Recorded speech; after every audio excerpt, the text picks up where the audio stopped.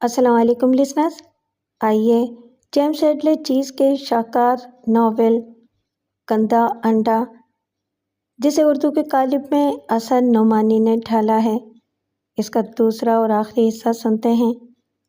کہانی شروع کرنے سے پہلے آپ سے گزارش ہے کہ اگر آپ کو کہانی پسند آتی ہے تو پلیز میرے چینل کو سبسکرائب کریں اور لائک کریں، شکریہ۔ آئیے کہانی کا آغاز کرتے ہیں۔ پیرس کی اکثر پرانی عمارتوں کی چھت پر چھوٹے چھوٹے کمرے بنے ہوئے ہیں جن میں عمارت میں کام کرنے والے ملازم رہا کرتے ہیں، مگر جب سے ملازم پیشہ افراد کمیاب ہونے لگے تھے، مالکوں نے یہ کمرہ طالب علموں یا ان افراد کو کرائے پر دینے شروع کر دیے تھے جو بڑی رہائش گاہوں کا کرایہ ادا نہیں کر سکتے تھے۔ وی مارٹن ایسے ہی ایک کمرے میں رہتی تھی جو ریو سنگر کے علاقے کی ایک عمارت کی 8ویں منزل پر واقع تھا۔ کمرہ بہت چھوٹا اور ضرورت کی انتہائی ضروری چیزوں سے ہی آراستہ تھا۔ وی مارٹن کو میوزک سننے کا بہت شوق تھا۔ اس نے ایک ٹرانزسٹر خرید لیا تھا جو اس کے سونے کے وقت تک بجتا رہتا تھا۔ چھت پر 8-10 دوسرے کمرے بھی تھے جن میں سے 4 گھروں میں کام کرنے والی بوڑھی عورتوں نے لے رکھے تھے۔ 2 اسپینی جوڑے تھے جو اس عمارت میں کام کرتے تھے۔ 2 بوڑھے رنڈوے تھے جو قریبی ڈاک خانے میں ملازم تھے۔ سب نے اپنے دروازے کھول رکھے تھے تاکہ باہر نکلے بغیر پڑوسیوں سے بات چیت کر سکیں۔ ظاہر ہے یہ بات چیت پوری بلند آواز سے ہوتی تھی اور پھر اس پر وی مارٹن کا چیختا ہوا ٹرانزسٹر، چنانچہ ہر وقت ایک ہنگامہ مچا رہتا تھا۔ وی مارٹن کے کمرے میں اس کے ساتھ لابرے بھی رہتا تھا۔ ان کی ملاقات ایک پارٹی میں ہوئی تھی اور وی مارٹن پہلی نظر میں ہی لابرے پر فریفتہ ہو گئی۔ لابرے نے اسے بتایا کہ وہ جہاں رہتا ہے اس کا ساتھی شادی کرنے والا ہے، اس لیے اسے وہ جگہ چھوڑنا پڑے گی، اور شراب کے 6 گلاسوں کے نشے میں وی مارٹن نے کہہ دیا کہ وہ اس کے کمرے میں آ جائے بشرطے کہ نصف کرایہ دینے پر آمادہ ہو، اور یوں اگلے دن لابرے وی مارٹن کے کمرے میں آباد ہو گیا۔ اس نے جب بھی لابرے سے پوچھا کہ وہ کیا کام کرتا ہے، لابرے نے یہی جواب دیا کہ وہ اوریاں فوٹو فروخت کرتا ہے، لیکن وی مارٹن کو یقین نہیں آیا کیونکہ لابرے اکثر رات کو 3 بجے لوٹتا تھا اور کبھی کبھی بڑی عجلت میں الگ صبح نکل جاتا تھا۔ وی مارٹن کو یقین تھا کہ وہ کوئی غیر قانونی کام کرتا ہے، غالباً منشیات کی فروخت، مگر اسے اس کی کوئی پرواہ نہیں تھی۔ وہ کچھ اسی قسم کی لڑکی تھی۔ ویسے لابرے کے پاس اچھی خاصی رقم موجود ہوتی تھی اور 2 ماہ بعد وہ پورا کرایہ دینے پر راضی ہو گیا تھا۔ وی مارٹن کے والدین ایک کار کے حادثے میں ہلاک ہو گئے تھے اور ان کے مرتے ہی وہ ورثے میں ملنے والے 3 لاکھ فرانک لے کر اپنی پڑھائی چھوڑ کر پیرس بھاگ آئی۔ یہاں ایک امریکن صحافی سے اس کی دوستی ہو گئی اور دونوں نے 2 سال کے اندر تمام دولت خرچ کر ڈالی۔ امریکن بھاگ گیا، وی مارٹن خالی جیب کے ساتھ اکیلی رہ گئی۔ اس کے بعد 2 سال تک وہ کال گرل کا پیشہ کرتی رہی۔ پھر یہ قسمت کی بات تھی کہ اس کی ملاقات سلیٹ سے ہو گئی۔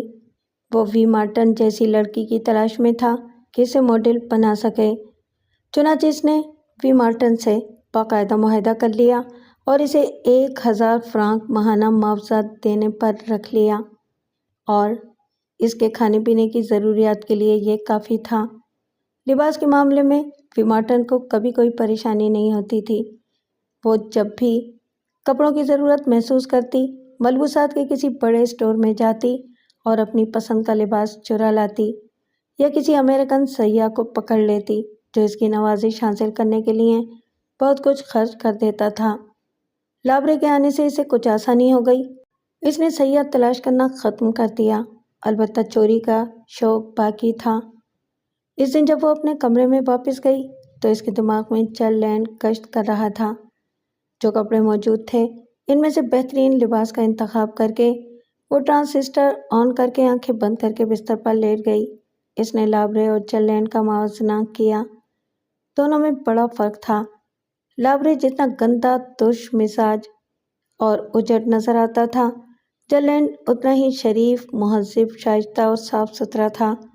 لابرے کے گندے لمبے بالوں کا خیال آیا تو وی مارٹن نے خود اپنا سر بھی دھو لینا مناسب سمجھا۔ وہ بال دھو رہی تھی کہ لابرے آ گیا۔ وی مارٹن نے دور ہی سے دھمکی دی کہ اگر لابرے نے اسے ہاتھ لگایا تو اس پر گرم پانی پھینک دے گی، مگر آج لابرے تھکا ماندہ نظر آ رہا تھا۔ اولی ایئرپورٹ کا چکر بے فائدہ رہا تھا۔ اس نے شرمن کو کسٹم سے گزرتے دیکھ کر فرض کر لیا کہ وہ نیو یارک جانے والی فلائٹ سے چلا گیا، لیکن جب اس نے کووس کی کو یہ اطلاع دی تو وہ برس پڑا۔ اسے یہ غصہ تھا کہ لابرے نے یہ تصدیق کیوں نہیں کی کہ شرمن واقعی ہوائی جہاز پر سوار ہوا تھا یا نہیں۔ لابرے نے وضاحت کی کہ وہ خود کسٹم سے گزر کر جہاز تک نہیں جا سکتا تھا، اس لیے تصدیق کیسے کرتا۔ کووسکی نے اسے گندی گالیوں سے نوازتے ہوئے ریسیور رکھ دیا۔ اس تنقید سے لابرے کو غصہ آ گیا۔ وہ کسی کی تنقید برداشت ہی نہیں کر سکتا تھا۔ تم اس وقت یہاں کیا کر رہی ہو؟ اس نے بھی مارٹن سے پوچھا۔ تمہیں تو آج کام کرنے سلیٹ کے اسٹوڈیو جانا تھا۔ سلیٹ کا ایک دوست اس سے ملنے آیا تو اس نے مجھے چھٹی دے دی، بھی مارٹن نے بتایا۔ بہت ہی شاندار آدمی ہے اس کا دوست، اس نے آج رات مجھے ڈنر کی دعوت دی ہے۔ لابرے کو اس سے کوئی دلچسپی نہیں تھی۔ ان دونوں نے یہ معاہدہ کر لیا تھا کہ ان میں سے کوئی عارضی طور پر جب اپنا پارٹنر تبدیل کرنا چاہے تو ایک دوسرے سے اجازت لینے یا بتانے کی ضرورت نہیں ہے۔ تم اسے یہاں تو نہیں لاؤ گی؟ ممکن ہے کہ آج رات میں گھر میں گزاروں۔ میں اسے یہاں لاؤں گی؟ بھی مارٹن نے برا سا منہ بنایا۔ یہ جگہ اس کے قابل ہے؟ ارے وہ بہت ہائی کلاس آدمی ہے، جانتے ہو وہ مجھے ڈنر کے لیے چیز گارڈن لے جا رہا ہے۔ تم نے تو شاید نام بھی نہیں سنا ہوگا۔ نہ ہی میں نے سنا ہے اور نہ ہی مجھے پرواہ ہے۔ لابرے کچھ حسد محسوس کر رہا تھا۔ مگر تم محتاط رہنا، سلیٹ کے دوست مشکوک آدمی ہوتے ہیں۔ وہ ایسا نہیں ہے۔ ڈنر کے بعد وہ مجھے اپنے بخارا کا قالین دکھانے لے جائے گا۔ اس کے پاس بہت دولت معلوم ہوتی ہے۔ پھر سلیٹ جیسا گھٹیا آدمی اس کا دوست کیوں ہے؟ وہ سلیٹ کو ایک بلو فلم دکھانے آیا تھا اور جاننا چاہتا تھا کہ وہ کس نے بنائی ہے اور اس میں نقاب پوش آدمی کون ہے۔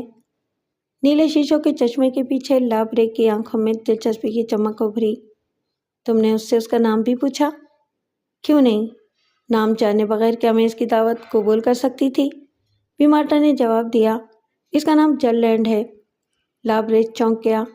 ٹرینا نے اکثر ایک سابقہ CIA ایجنٹ جل لینڈ کا ذکر کیا تھا کہ وہ ڈورے کا سب سے اچھا ایجنٹ تھا، اور ہمارے لیے اچھا ہی ہوا کہ دونوں میں اختلافات پیدا ہو گئے۔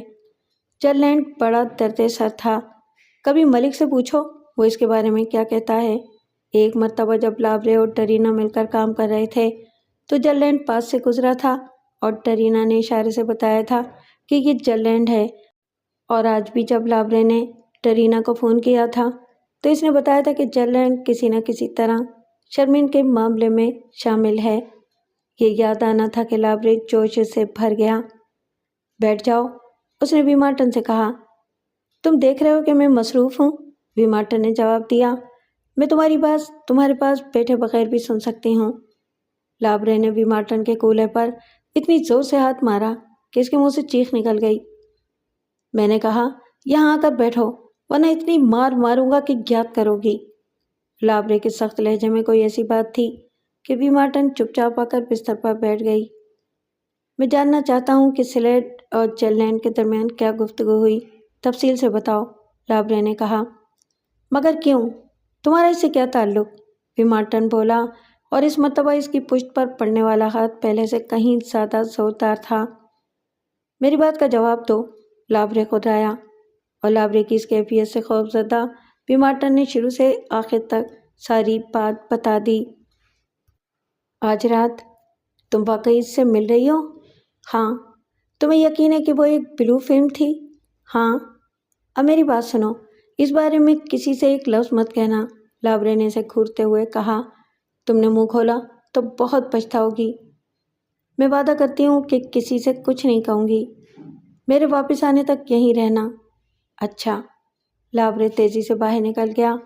بھی مارٹن نے اسے تیزی سے سیڑھیاں اترتے سنا۔ میرے خدا، اسے کیا ہو گیا ہے؟ بھی مارٹن سوچ رہی تھی۔ اس کے انداز سے تو لگ رہا تھا کہ مجھے جان سے مار ڈالے گا، اور وہ بستر پر بیٹھی خوف سے کانپتی رہی۔ جل لینڈ کو یقین تھا کہ وہ ٹرینا سے پیچھا چھڑا چکا ہے، پھر بھی وہ محتاط تھا کہ شاید کوئی اور بھی پیچھے لگا ہو۔ اپنی کار وہیں چھوڑ کر وہ अमेरिकन सफारत खाने रवाना हो गया। 20 मिनट बाद वो ल्यूस के ऑफिस में दाखिल हो रहा था। ल्यूस ने इसे देखते ही एक भारी रोलर उठाया। इसे एक मरतबा बड़ा शर्मिंदा करने वाला तजुर्बा हो चुका था और वो इसका आधा नहीं चाहती थी। हेलो ब्यूटीफुल, बहुत दिन के बाद मुलाकात हुई है। जल्लैंड ने इसके हाथ में रूलर देखते हुए कहा। मेरे साथ डिनर पर कब चलोगी? मेरे पास एक बड़ा खूबसूरत बुखारा का कालीन है, ईमान से। मिस्टर जल्लैंड आए हैं सर, ल्यूस ने इंटरकॉम का बटन दबाते हुए कहा। इसे अंदर भेज दो, डोरे की आवाज़ उभरी। अपना रास्ता पकड़ो रोमियो, ल्यूस ने डोरे के ऑफिस की तरफ इशारा किया। जल्लैंड कोई जवाब दिए बगैर डोरे के ऑफिस में दाखिल हो गया। तुम्हें यकीन है डरीना तुम्हारा ताक़ुब कर रहा था? डोरे ने पूछा। हाँ, और अगर रूसी भी शर्मिन में दिलचस्पी ले रहे हैं तो समझ लो कि बहुत बड़ा धमाका हो सकता है। तुम्हारा ख्याल है कि एयरपोर्ट पर डरीना ने शर्मीन को पहचान लिया? मुझे इसका यकीन है, जल्लैंड ने हाथ बढ़ाकर डब्बे से डोरे का बेहतरीन सिगरेट निकालकर सुलगाया। और मुझे हैरत है कि उन्होंने पुलिस को रिपोर्ट क्यों नहीं की कि शर्मीन किसी दूसरे के पासपोर्ट पर सफ़र कर रहा है। वो इसे रंगे हाथों गिरफ्तार करा सकते थे। आखिर मेरा पीछा करने से इन्हें क्या फ़ायदा होगा? कोविस्की अहमक है, डोरे ने कहा, और ये हमारी खुशकिस्मती है। कम से कम इसे ये ज़रूर मालूम हो गया है कि तुम शर्मन से मिले थे और इस मामले में कोई फिल्म भी शामिल है, जल्लैंड ने कहा।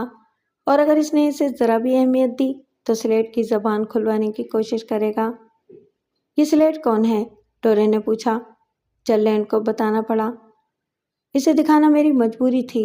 लड़की से इसे कोई दिलचस्पी नहीं होगी, लेकिन फिल्म को देखकर वो अंदाज़ा लगा सकता था कि इसे किसने फिल्माया होगा।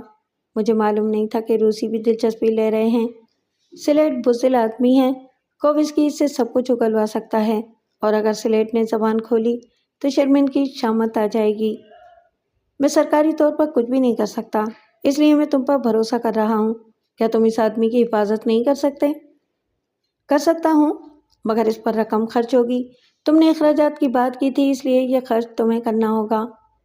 मामला बहुत अहम है, जो ज़रूरी समझो खर्च कर सकते हो। ये बात तुमने आज से पहले तो कभी नहीं कही, जल्लैंड मुस्कुराया। मगर मैं समझ गया, रकम तुम्हारी नहीं शर्मिन की जेब से निकलेगी। खैर, मैं ऐसे 2 आदमियों को जानता हूँ जो स्लेट की हिफाजत कर सकते हैं। तुम वो तो दो जिसका वादा किया था। डोरे ने मेज़ की तरफ से एक लिफाफा निकालकर जल्लैंड की तरफ बढ़ा दिया। ये $10,000 के ट्रेवलर्स चेक हैं। जल्लैंड ने लिफाफा जेब में रखा और डोरे के फ़ोन का रिसीवर उठाकर कोई नंबर डायल किया। कुछ देर तक आहिस्ता आवाज़ में बातें करता रहा, फिर रिसीवर रख दिया। मैंने स्लेट का इंतज़ाम तो कर दिया, मगर अच्छा होगा कि तुम शर्मिन को भी ये सब कुछ बता दो, इसे होशियार कर दो। कैसे कर सकता हूँ? मैं तो इसे कोई कोड केबल भी नहीं भेज सकता, वो इसे समझ ही नहीं सकेगा। ये काम गैर सरकारी तौर पर किया जा रहा है और इसे इसी तरह रखना पड़ेगा। मालूम होता है इस मर्तबा तमाम कोशिश मुझे खुद ही करना पड़ेगी। जल्लैंड उठकर दरवाजे की तरफ चला। मलिक ने अपने छोटे से ऑफिस में बैठे हुए लाबरे की रिपोर्ट सुनी और शुक्र अदा किया कि तमाम एजेंट डरीना की तरह अहमक नहीं हैं। जब डरीना ने बताया था कि वो जल्लैंड को गुम कर बैठा तो मलिक की समझ में नहीं आ रहा था कि अब वो अगला कदम क्या उठाए, मगर अब लाबरे या सही मायनों में उसकी गर्लफ्रेंड ने बंद रास्ता खोल दिया था। तुम इस लड़की पर भरोसा कर सकते हो? इसने लाबरे से पूछा। उसी पर क्या? किसी भी औरत पर क्या भरोसा किया जा सकता है? लाबरे ने उल्टा सवाल किया। वो आज पहली मर्तबा मलिक से मिला था और इसे देखकर बहुत मुतासिर हुआ था। यूँ उसने डरीना से मलिक के बारे में बहुत कुछ सुन तो रखा था। तुम्हें इसकी कोई कमज़ोरी मालूम है जिसका दबाव डालकर इससे काम लिया जा सके? मलिक ने पूछा। वो दुकानों से चीज़ें चुराती है। कोई सबूत है? ये कोई सबूत नहीं है। जल्लैंड इसमें दिलचस्पी ले रहा है, इससे हम फ़ायदा उठा सकते हैं। क्या वो हमारे लिए काम करने पर आमादा हो जाएगी? मुझे उम्मीद नहीं। ना वो ज़हीन है और ना इसे सियासत से कोई दिलचस्पी है। वो सिर्फ दौलत, अच्छे कपड़ों की भूखी है। तब हम इसे अच्छा मुआवजा देंगे। تمہیں کیا ملتا ہے؟ 800 ماہانہ۔ ہم اسے 600 دیں گے۔ اسے جتا دینا کہ اس کے پاس کوئی اور چارہ نہیں ہے۔ ہمیں اس کی ضرورت ہے۔ اگر وہ تعاون نہیں کرے گی تب اسے کوئی خوفناک حادثہ پیش آ سکتا ہے۔ اسے خوف زدہ کر دو، سمجھا دو کہ روسی اچھے ایجنٹوں کو انعام اور برے ایجنٹوں کو سزا دیتے ہیں۔ میرے پاس تمہارے لیے کچھ اور بھی کام ہے۔ میں تمہارا معاوضہ بڑھوانے کی کوشش کروں گا۔ جب لابرے چلا گیا تو ملک نے میز کی دراز کھول کر اس میں رکھے ٹیپ ریکارڈر کو آن کر دیا، پھر ایک بہت ہی حساس مائکرو فون نکالا۔ یہ ایسا مائکرو فون تھا کہ اسے ٹیپ ریکارڈر سے منسلک کرنے کے لیے کسی تار کی ضرورت نہیں تھی۔ یہ مائکرو فون اس نے اپنی ریسٹ واچ کے تسمے پر لگا دیا اور اسے آستین میں چھپا لیا، اور پھر اٹھ کر کووسکی کے آفس کی طرف چلا۔ کووسکی کچھ لکھنے میں مصروف تھا۔ ملک اندر آیا تو اس نے اسے غصیلی نظروں سے گھورا۔ کیا تم کبھی دستک دے کر اندر آنا سیکھو گے نہیں؟ وہ قلم رکھتے ہوئے بولا۔ ملک اس کے سامنے کرسی پر بیٹھ گیا۔ 5 گھنٹے بعد شرمین کینیڈی ایئرپورٹ پر اترے گا، اس نے کہا۔ ہم جانتے ہیں کہ وہ ایک دوسرے آدمی کے پاسپورٹ پر سفر کر رہا ہے اور اس نے بھیس بھی بدلا ہوا ہے۔ میں سمجھتا ہوں کہ وہ مستقبل کے امریکی صدر کی حیثیت سے ہمارے لیے پسندیدہ نہیں ہے۔ مجھے خیال آیا کہ تم امریکن ایئرپورٹ پولیس کو خبردار کر سکتے ہو کہ وہ غلط پاسپورٹ پر سفر کر رہا ہے۔ اور فرض کرو میں ایسا کروں تو کیا ہوگا؟ امریکن پولیس ایکشن لے گی، ملک نے جواب دیا۔ اخبارات میں خبر آئے گی اور ایک اسکینڈل بن جائے گا۔ شرمین پریزیڈنٹ نہیں بن سکے گا۔ کووسکی کا چہرہ غصے میں سرخ ہونے لگا۔ اگر یہ خیال خود ہی سے آیا ہوتا تو ممکن تھا کہ وہ اس پر عمل کرتا، لیکن ملک کی طرف سے اس کے اظہار نے اس پر عمل کرنا کووسکی کے لیے ناممکن بنا دیا، اور یہی ملک کا بھی خیال تھا کہ وہ کبھی اس کا مشورہ قبول نہیں کرے گا۔ پالیسی بنانے کا کام کب سے تمہارے سپرد کر دیا گیا ہے؟ کووسکی نے غصے سے کہا۔ یہ تمہارا کام نہیں ہے۔ تمہارا کام یہ معلوم کرنا ہے کہ شرمین پیرس کیوں آیا تھا اور ڈورے جلینڈ سے ملنے کیوں گیا تھا۔ امریکن پولیس کے لیے ایک گمنام کیبل شرمین کے بارے میں ندامت کا سبب بن جائے گا۔ ملک نے پھر کہا، میرا مشورہ ہے کہ ایسا کیبل بھیجنا تمہارا فرض ہے۔ تم مجھے میرے فرائض بتانے کی کوشش کیوں کر رہے ہو؟ کووسکی چیخا۔ ہاں، ہوشیار رہو۔ کووسکی کا خون کھولنے لگا۔ تم پہلے ہی عطاب میں آئے ہوئے ہو۔ میرا ایک ہلکا سا اشارہ تمہیں برسوں کے لیے سائبیریا کے سرد جہنم میں پھینک دے گا۔ تمہیں وہ کرنا ہے جو میں کرنے کا حکم دوں۔ یہ بات دماغ میں بٹھا لو۔ میں تمہارے نظریات پر کان نہیں دھروں گا جن کی کوئی اہمیت نہیں، کیونکہ تم احمق ہو۔ غصے کی شدت نے کووسکی کے دل سے ملک کا خوف بھی نکال دیا۔ یہ کیبل بھیجنے کے نتیجے میں تمہیں یقین ہو جائے گا کہ شرمین امریکہ کا آئندہ صدر نہیں بن سکتا، ملک نے کہا۔ اس کا چہرہ بالکل سپاٹ تھا۔ تو تمہارا یہ خیال ہے بے وقوف؟ کیا ہمیں یقین ہے کہ وہ آدمی واقعی شرمین ہے؟ کووسکی نے بڑے طنزیہ لہجے میں کہا۔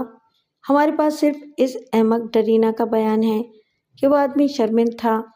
کیا وہ واقعی شرمین تھا؟ اس میں شبے کی بڑی گنجائش موجود ہے۔ اب اگر ہم امریکن پولیس سے اس کی مخبری کر دیں تو ہمیں یہ کیسے معلوم ہوگا کہ وہ پیرس کس کام سے آیا تھا؟ اور ہمیں یہی معلوم کرنا ہے۔ جیسے ہی CIA کو پتہ چلے گا کہ وہ کون ہے، اس کے گرد ایسی دھند پھیلا دی جائے گی جس میں ہم اسے تلاش نہیں کر سکیں گے، اور نہ ہمیں پتہ چلے گا کہ وہ کیوں آیا تھا۔ ہمیں کوئی بات معلوم کرنے کی ضرورت نہیں رہے گی اگر تم میرا تجویز کردہ کیبل بھیج دو۔ ہم جو فائدہ چاہتے ہیں وہ ہمیں حاصل ہو جائے گا، اور وہ فائدہ یہی ہے کہ شرمین کبھی صدر نہیں بن سکے گا۔ تم حد درجہ بے وقوف ہو۔ کووسکی کو اپنا غصہ ضبط کرنا مشکل ہو رہا تھا۔ میں تمہیں کتنی بار بتاؤں احمق کہ ہم جو کچھ معلوم کرنا چاہتے ہیں وہ یہ ہے کہ شرمین یہاں کیوں آیا تھا۔ جاؤ اور معلوم کرو۔ جہاں تک اس بات کا تعلق ہے کہ وہ پیرس آیا اور بعافیت واپس چلا گیا تو ہم نے اس کا کمزور پہلو پکڑ لیا ہے، لیکن اس کمزوری سے فائدہ تبھی ہوگا جب ہم کیبل بھیجیں گے، ملک نے آہستہ سے کہا۔ Get out! کووسکی نے زور سے میز پر گھوسا مارا۔ جو میں نے کہا ہے وہ کرو۔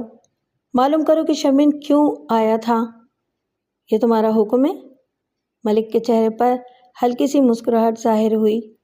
ہاں، یہ میرا حکم ہے۔ ٹھیک ہے۔ ملک کھڑا ہو گیا۔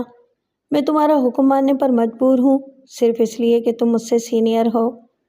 وہ اپنے آفس میں واپس آیا، ٹیپ ریکارڈر بند کیا، ریوائنڈ کیا، ریکارڈ کی ہوئی گفتگو سنی، پھر ٹیپ نکال کر ایک لفافے میں بند کیا اور لفافے پر لکھا، میرے اور کوونسکی کے درمیان ہونے والی گفتگو، تاریخ 5 مئی، موضوع شرمین۔ لفافہ سر پر مہر کر کے اپنی جیب میں رکھا اور باہر نکل گیا۔ ایک قریبی بینک میں اس نے ایک سیف ڈپازٹ باکس لے رکھا تھا۔ یہ لفافہ اس میں جمع کیے جانے والے لفافوں میں ایک اور اضافہ تھا۔ کوونسکی کے تابوت میں ٹھوکی جانے والی ایک اور کیل تھی۔ امریکن سفارت خانے سے نکل کر جیرالڈ پیری روزنالڈ کے اسٹوڈیو پہنچا اور اس کا ساز و سامان دیکھ کر اندازہ لگایا کہ یہ سلیٹ کے اسٹوڈیو سے کہیں زیادہ بڑا اور اچھا تھا۔ اندر سے ایک آدمی نکلا اور ایک بڑا سا لفافہ سینے کے ساتھ دبائے تیز تیز قدموں سے چلتے ہوئے قریبی گلی میں گھوم گیا۔ جل لینڈ اندر داخل ہوا۔ کیا بات ہے؟ ایک عورت دروازے سے باہر نکلی۔ میں روزنالڈ سے ملنا چاہتا ہوں۔ وہ یہاں نہیں ہے۔ تمہارا مطلب ہے کہ اب وہ یہاں کام نہیں کرتا؟ وہ یہاں نہیں ہے، عورت نے کسی مشین کی طرح اپنا پہلا جملہ دہرایا۔ تب میں اسے کہاں مل سکتا ہوں؟ کیا تمہیں کوئی نشست چاہیے؟ عورت نے پوچھا۔ ایک ادھیڑ عمر آدمی اندر گیا۔ عورت اسے دیکھ کر مسکرا دی، مزاج پرسی کی اور اسے کہا کہ وہ اندر جا کر بیٹھے، وہ ابھی آتی ہے۔ اگر اپنا نام بتا دو تو میں روزنالڈ کو اطلاع کر دوں گی کہ تم آئے تھے، عورت نے کہا۔ میرا کام بہت ضروری ہے۔ وہ کب واپس آئے گا؟ 20 سے پہلے واپسی ممکن نہیں۔ تمہارا نام کیا ہے؟ نام اسٹیک۔ روزنالڈو اور میں ایک ساتھ کام کرتے ہیں۔ جب وہ واپس آئے گا اسے بتا دوں گی۔ چاہو تو پیر کے دن اپائنٹمنٹ کے لیے فون کر سکتے ہو۔ عورت جس دروازے سے نکلی تھی اسی میں واپس چلی گئی۔ جل لینڈ نے واپسی میں بلڈنگ کی نگراں کے دروازے پر دستک دی۔ ایک موٹی بوڑھی عورت نے دروازہ کھولا۔ میں روزنالڈ سے ملنا چاہتا ہوں، اس کے اسٹوڈیو بھی گیا تھا، وہ بولا، مگر یہی معلوم ہوا کہ وہ موجود نہیں ہے۔ مجھے اس سے بہت ضروری کام ہے۔ اس نے جیب سے بٹوا نکال کر 20 فرانک کے 2 نوٹ نکالے۔ بات یہ ہے کہ روزنالڈ میرا مقروض ہے۔ اگر اس نے جلدی میری رقم ادا نہیں کی تو میں مشکل میں پڑ جاؤں گا۔ اگر تم بتا سکو تو میں تمہاری مدد کا معاوضہ ادا کر سکتا ہوں۔ میں جانتی ہوں وہ کہاں ہیں۔ عورت نے نوٹ جل لینڈ سے لے کر اپنے گریبان میں اڑس لیے۔ کل اس کی سیکرٹری کے لیے اس کی طرف سے ایک خط آیا تھا۔ میں اس کی ہینڈ رائٹنگ پہچانتی ہوں۔ اس لفافے پر جوابی پتے کے طور پر الپنہوف ہوٹل گارمچ لکھا تھا، اور جب وہ جا رہا تھا تو اس نے مجھے بتایا تھا کہ وہ 1 ماہ بعد واپس آئے گا۔ مجھے امید نہیں کہ تمہیں اپنی رقم واپس مل سکے۔ روزنالڈ کوئی اچھا آدمی نہیں ہے۔ جل لینڈ نے نگراں عورت کا شکریہ ادا کیا۔ عمارت سے باہر نکل کر گھڑی دیکھی تو 4:20 ہوئے تھے۔ اس نے فیصلہ کیا کہ سامی کے بار جا کر جیک ڈاج سے بھی ملاقات کریں۔ سلیٹ نے دوسرا نام اسی کا بتایا تھا۔ یہ بار ریوبیری کے علاقے میں واقع تھی۔ وہ اندر داخل ہوا۔ بار کی تمام میزیں خالی تھیں۔ کاؤنٹر پر جو آدمی کام کر رہا تھا، جل لینڈ نے اندازہ لگایا کہ وہی جیک ڈاگ ہو سکتا تھا۔ جل لینڈ قریب آ کر ایک اسٹول پر بیٹھ گیا۔ کیا پیش کروں؟ بارمین نے پوچھا۔ رائی، وسکی اور جنجر، جل لینڈ نے جواب دیا، اور میری طرف سے ایک اپنے لیے بھی بنا لو۔ شکریہ، میں انکار نہیں کروں گا۔ آج یہ میرا پہلا گلاس ہوگا۔ بارمین نے 2 گلاسوں میں شراب بنائی اور دونوں پینے لگے۔ کیا تم جیک ڈاج ہو؟ جل لینڈ نے سوال کیا۔ ہاں، مگر تمہیں پہلے کبھی نہیں دیکھا۔ میری یادداشت بہت اچھی ہے۔ پھر تو بڑی اچھی بات ہے۔ میں دیکھنا چاہتا ہوں کہ تمہیں ایک خاص لڑکی بھی یاد ہے یا نہیں۔ یہاں بے شمار لڑکیاں آتی ہیں، ان سب کو یاد رکھنا بہت مشکل ہے۔ میں مردوں پر زیادہ توجہ دیتا ہوں، بل وہی ادا کرتے ہیں۔ اچھا، ابھی لڑکی کی بات رہنے دو۔ یہ بتاؤ کہ کیا تم اب بھی پیری روزنالڈ کے لیے کام کر کے خوش ہو؟ جل لینڈ غور سے ڈاج کو دیکھ رہا تھا۔ اگر اس نے ڈاج کے منہ پر ایک گھسا مار دیا ہوتا تب بھی شاید اتنا نمایاں رد عمل نہ ہوتا۔ تاج گھبرا کر پیچھے ہٹا۔ اس کا چہرہ زرد پڑ گیا، مگر اس نے جلدی خود کو سنبھال لیا۔ اس نے چرلینڈ کو گھور کر دیکھا۔ میں نہیں جانتا وہ کون ہے، وہ بولا۔ معاف کرنا، مجھے بہت کام ہے۔ اتنا سفید جھوٹ مت بولو۔ مجھ سے باتیں کرنے کے علاوہ تمہارے پاس کوئی کام نہیں ہے۔ میں جانتا ہوں کہ تمہارا ضمنی مشغلہ کیا ہے، لیکن اس کا یہ مطلب نہیں کہ میں تمہارے لیے کوئی مصیبت کھڑی کرنا چاہتا ہوں۔ مجھے امید ہے کہ تم $100 کمانا پسند کرو گے۔ میں نے بتایا نا کہ مجھے کسی بات سے کوئی واسطہ نہیں۔ اگر تمہیں رقم کی ضرورت نہیں تو ٹھیک ہے، میں اپنے دوست انسپیکٹر ڈیوپن کو کسی بھی وقت تمہارے پیچھے لگا سکتا ہوں، آگے تمہاری مرضی۔ مگر تم ہو کون؟ ڈاج ہچکچایا۔ مجھے اپنا دوست سمجھو، چرلینڈ نے نرمی سے کہا اور $10 کے 10 نوٹ نکال کر کاؤنٹر پر رکھ دیے۔ یہ سب تمہارے ہیں، صرف اس معلومات کے لیے جس کا حال میرے علاوہ کسی کو نہیں معلوم ہوگا۔ ڈرو نہیں، مجھے تم سے کوئی غرض نہیں۔ میں صرف ایک لڑکی کے بارے میں جاننا چاہتا ہوں جس نے تمہارے ساتھ ایک بلو فلم بنوائی تھی، اور وہ فلم روزنالڈ نے بنائی تھی۔ ڈاج نے اپنے خشک ہونٹوں پر زبان پھیری، گلاس کی باقی شراب ایک سانس میں ختم کر دی۔ تم کیا معلوم کرنا چاہتے ہو؟ آخر وہ بولا۔ مجھے 8 کی ایک فلم ملی ہے، چرلینڈ نے بتایا، جس کے ڈبے پر لکھا ہے پیرس سے ایک تحفہ۔ اس میں تم نقاب پہن کر ایک سیاہ بالوں والی لڑکی کے ساتھ مصروف عمل ہو۔ ایسی 3 اور فلمیں بھی بنائی گئی ہیں، شاید ایک ہی وقت میں۔ اس بارے میں کیا جانتے ہو؟ میں بتا دوں تو رقم میری ہوگی۔ ڈاج نے نوٹوں کی طرف دیکھا۔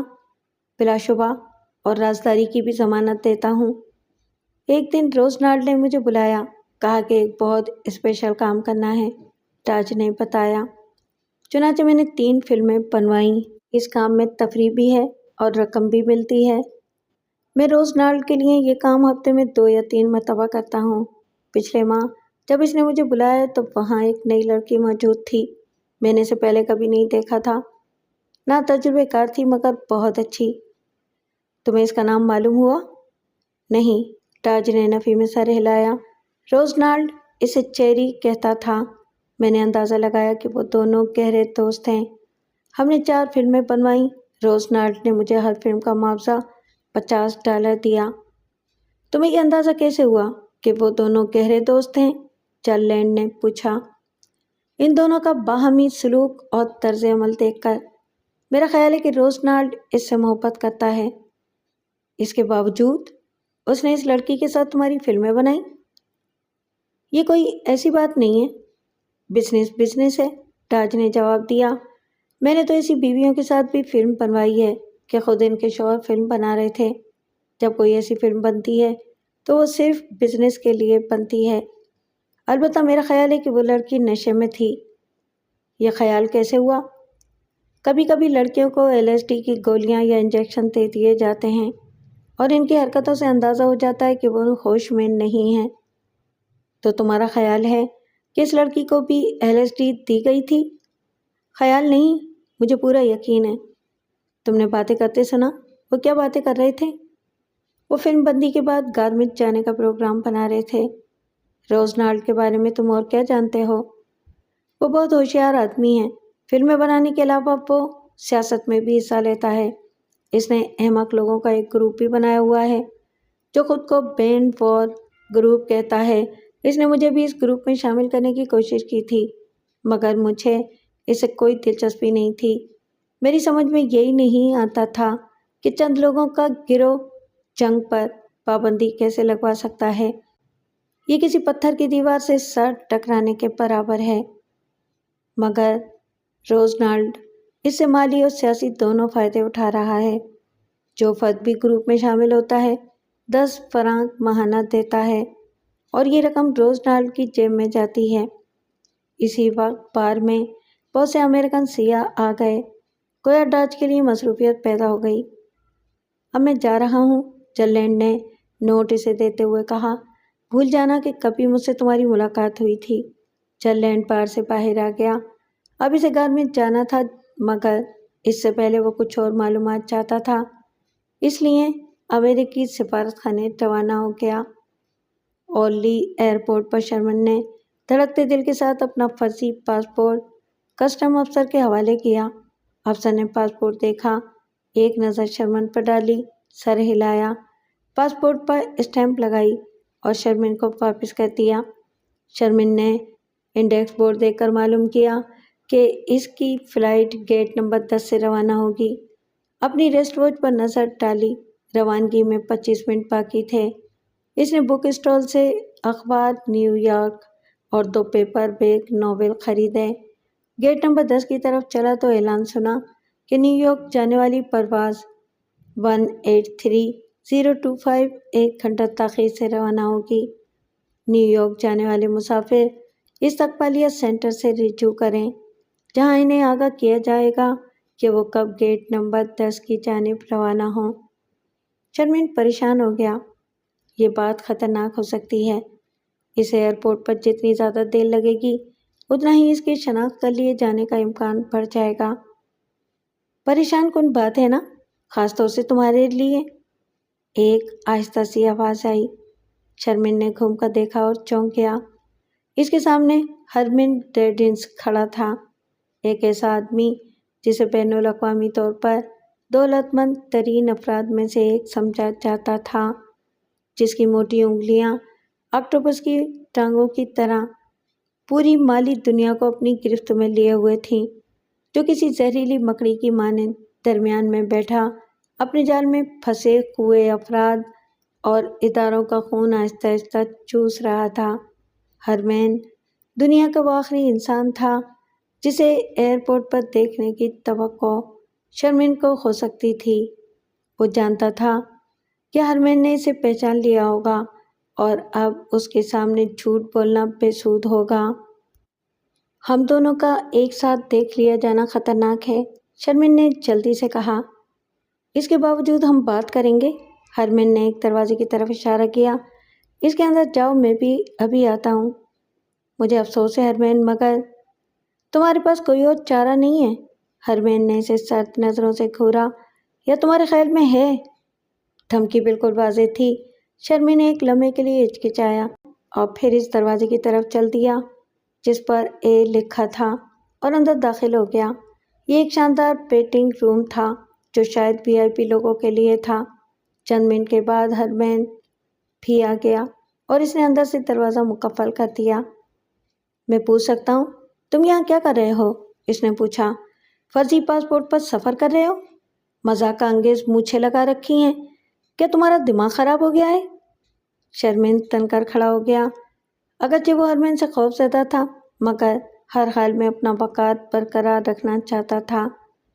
اگر وہ امریکہ کا ہونے والا صدر تھا، اس چالاک ہرمین کو یہ بات یاد رکھنی چاہیے تھی۔ میں سمجھا نہیں، تمہارا مطلب کیا ہے؟ اس نے جواب دیا۔ میں پوری طرح صحت مند ہوں اور تمہیں اتنی ہی دلچسپی ہے تو سن لو کہ میں ایک اہم ذاتی کام سے یہاں آیا تھا۔ وہ کام اتنا اہم تھا کہ مجھے بھیس بدلنا پڑا۔ ہرمین ایک کرسی پر بیٹھ گیا، جیب سے سگار نکال کر سلگایا۔ اتنی دیر میں شرمن بھی ایک دوسری کرسی پر بیٹھ چکا تھا۔ اتنا اہم اور اتنا ذاتی کہ تم نے صدر امریکہ کے الیکشن کو خطرے میں ڈال دیا؟ ہرمین نے کہا۔ ضروری نہ ہوتا تو میں ہرگز اس طرح نہ آتا، مگر میں اس پر تم سے کوئی بات کرنا نہیں چاہتا۔ میرے عزیز، شاید تم ہمارا باہمی معاہدہ بھول گئے ہو، ہرمین نے سخت لہجے میں کہا۔ کیا میں تمہیں یاد دلاؤں کہ الیکشن میں تمہاری کامیابی کو ممکن بنانے کے لیے اب تک میں $35 کروڑ خرچ کر چکا ہوں اور اس میں سے نصف رقم میری جیب سے نکلی ہے۔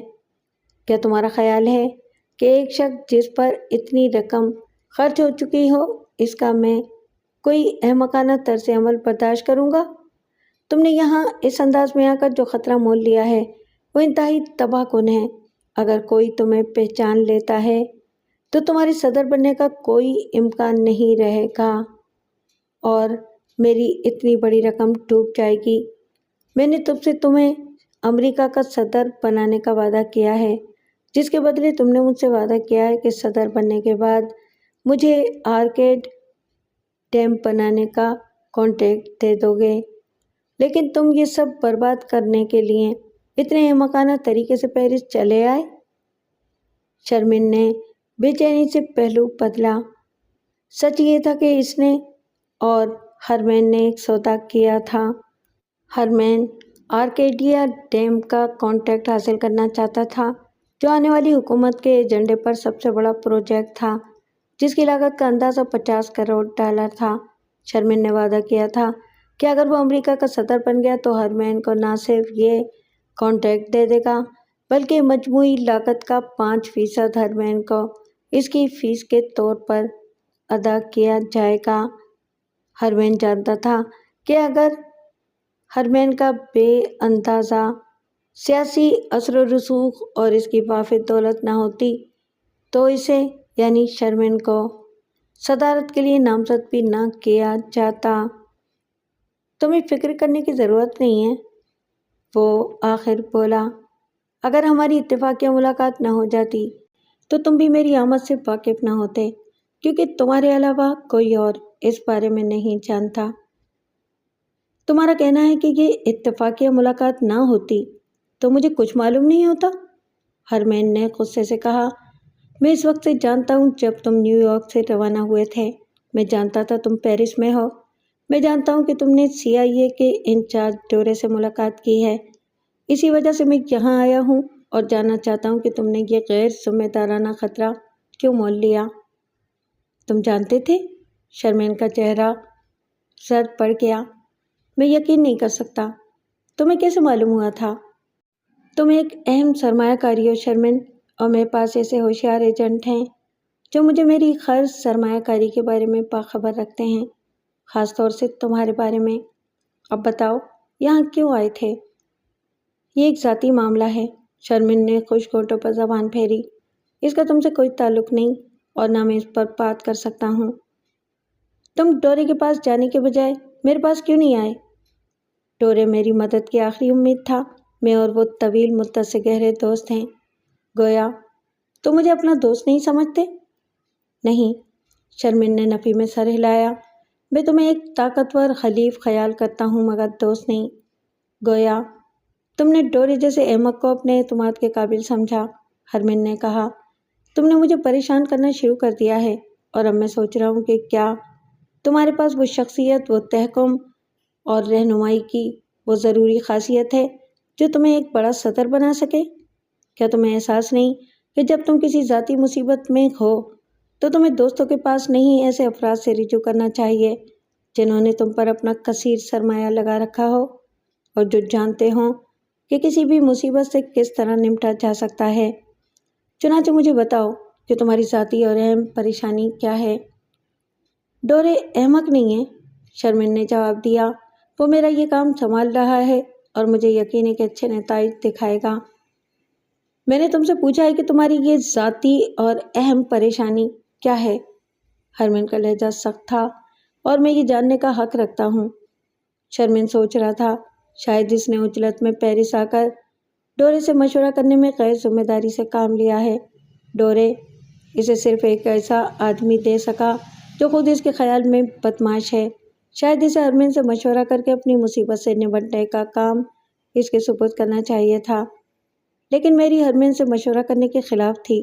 وہ اس موٹے ہرمن سے نفرت کرتی ہے اور اب اگرچہ اسے ڈورے کے بارے میں ہرمن کی رائے سے اتفاق نہیں تھا، پھر بھی کیا یہ مناسب نہ ہوگا کہ وہ ہرمن کو سب کچھ بتا دے؟ ظاہر ہے اگر وہ صدر نہیں بن سکا تو سب سے زیادہ نقصان ہرمن کا ہوگا، اور یہ فیصلہ کرتے ہوئے اس نے ہرمن کو ساری بات بتا دی۔ یہ بھی بتا دیا کہ اسے کس قسم کا دھمکی آمیز خط ملا ہے، اور یہ بھی کہ اس طرح کی 3 فلمیں اور ہیں، اور اب ان فلموں اور اس کی بیٹی گلین کو حاصل کرنا کتنا ضروری ہے۔ ہرمن سب کچھ بڑی توجہ سے سنتا رہا۔ تو اب تم نے دیکھا، شرمن نے آخر میں کہا کہ میں انتہائی پریشان تھا۔ ڈورے میرا دوست ہے، وہ میری مدد کر رہا ہے۔ مجھے یہاں آنے کا خطرہ مول لینا ہی پڑا، لیکن شاید میں نے جلدی کی۔ مجھے تم سے ملنا چاہیے تھا۔ تو اب چرلینڈ یہ کام سنبھال رہا ہے؟ ہرمن نے پوچھا۔ شرمن نے اسے غور سے دیکھا۔